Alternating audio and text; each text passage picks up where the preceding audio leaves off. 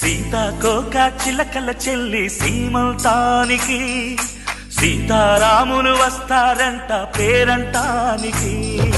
సీతాకోక చిలకల చెల్లి సీమంతానికి సీతారాములు వస్తారంట పేరంటానికి.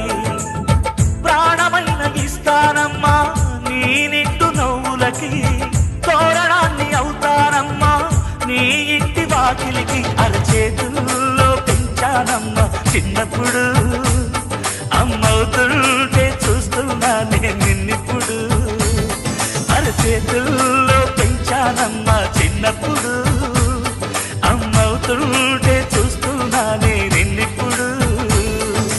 సీతాకోక చిలకల చెల్లి సీమంతానికి సీతారాములు వస్తా